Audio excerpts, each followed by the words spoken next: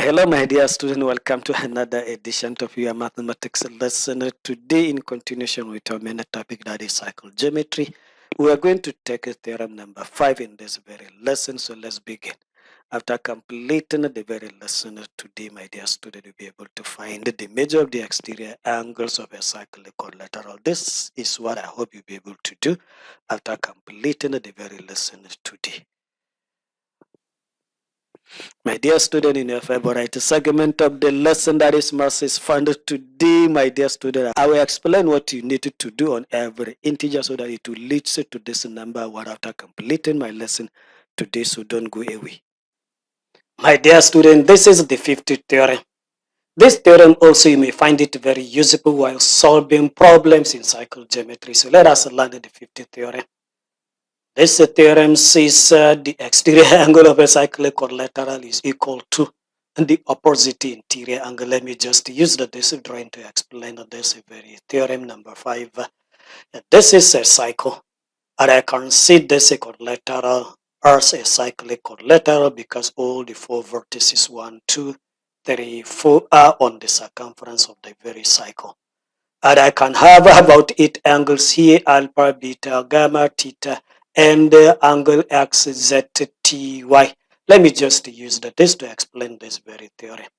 So the theorem says the exterior angle, the angle outside the quadrilateral, is equal to opposite interior angle. Let me just take one.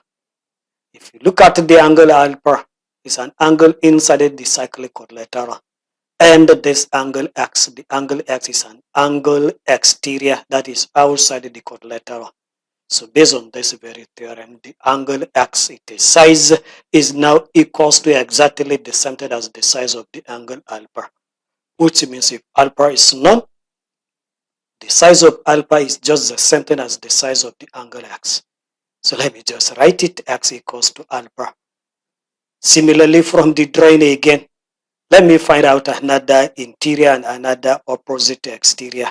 So this is exterior angle y, and it is opposite interior will now be the angle theta. Look at it, I call it them same color, green each.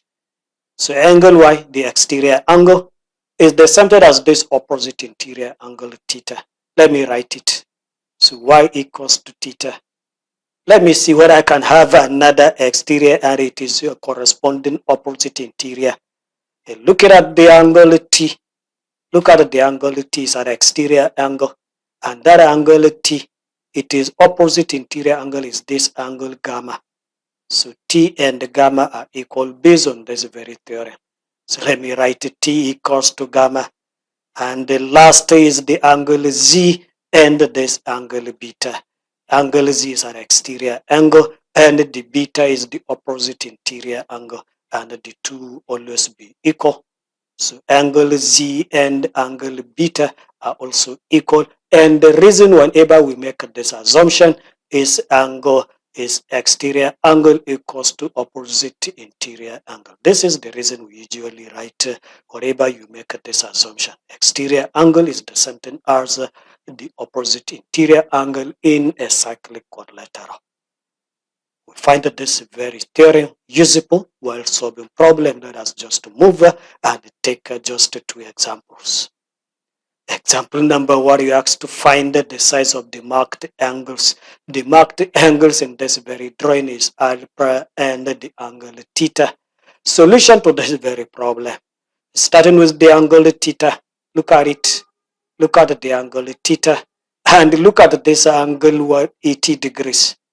Theta is an exterior angle, and this is a cyclic quadrilateral. As you can see, the 4 vertices are all on the circumference of the cycle. So this is a cyclic quadrilateral. Theta is our exterior, and it is opposite interior. You can see is this angle 80. I call it them yellow. So the theta and the 80 are equal based on the theorem that we have just learned. So theta will now be equals to 80 degrees, and the reason it is exterior angle equals to opposite interior angle in a cyclic quadrilateral. So if I move, next is to find the angle alpha. Alpha also, if you look at it, and the angle 115. Let me just color them so that you see them clearly. Alpha and 115. 115 is an exterior, and it is opposite interior will now be the angle alpha. The theorem says that these two angles, exterior and the opposite interior, are always equal. So therefore, my alpha will now take the size of this 115, and I will write the result again. It is exterior angle equals to opposite interior angle in a cyclic quadrilateral.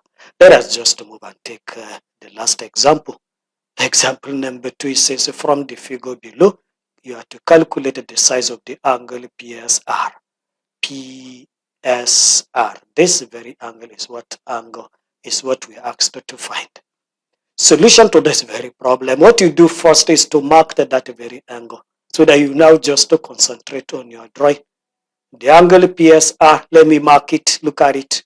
It is this angle that we wanted to find finally. So what you now do, you look at the given information. I have this angle 34 and I have this angle 50. So I will now check how I can use them to find this angle in the end. So 34 and 50 degrees. If I can find PQT, look at it. This is an exterior angle to this triangle. It's an exterior angle to this very triangle. It's an exterior. So if I can find this angle PQT, I can use it to find this angle. Or rather, if I can find this angle inside, I can equally use it to find this very angle, whichever way. So let me get the angle outside the PQT. PQT is an exterior angle, but exterior to this very triangle. It is also exterior to the quadrilateral. But let me just use the theorem that we have learned in our SS1.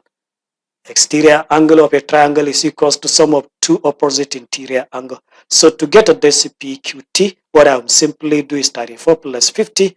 It will give me this angle PQT, the one outside this very triangle. Addition of 34 and 50 degrees correctly gives a result 84. So this angle is now going to be 84 degrees. So I can now use this as an exterior angle to the quadrilateral again to find this marked angle, because this 84 and this marked angle, this is our exterior and this is its opposite interior, and the two angles are equal based on the theorem we have learned. So angle PSR will now be equals to 84 degrees, and the reason is it is exterior angle equals to opposite interior angle of a cyclic quadrilateral. So this is what we now do to find this very angle. With these few examples, my dear student, I have come to the end of this very lesson, and let me just move quickly to the last segment, where I promise to explain that every integer will lead you to one after performing something on it. So let me just start. If you do the following on every integer n, for example, what you need to do, divide that integer by 2 if the integer number is even. If the integer number is odd, what you needed to do, or it multiply it by 3, add 1 to the result. So if you continue doing this, it will eventually lead to 1. So the above will always lead to 1 after some iterations. Let's just take examples. I will now consider 5 as an odd number and 52 as an even number, and perform those two things on each.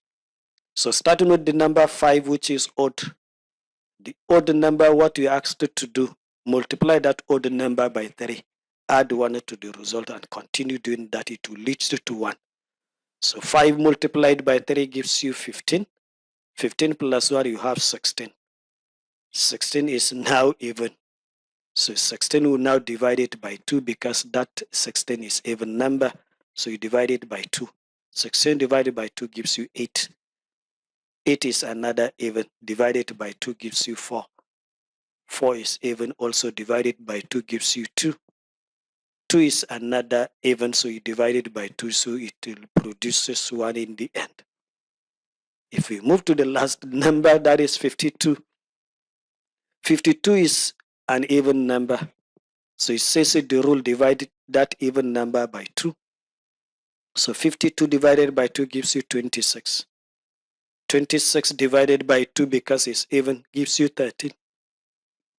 13 is an odd number. So multiplied by 3 and add 1 to the result. So 3 multiplied by 13 gives you 39, and 39 plus 1 gives you 40. 40 is even, divided by 2, you produce the 20. 20 is even, divided by 2, produce the 10.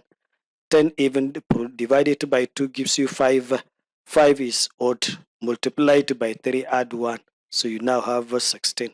16 is even, divided by 2, you have 8. 8 is even, divided by 2, you have 4. 4 is even, divided by 2, you have 2. 2 is even, divided by 2, you have 1. You can take any other number, be it even or odd, and perform this task. It will eventually lead to 1. Thank you for your attention. We'll see more of this in our subsequent lessons.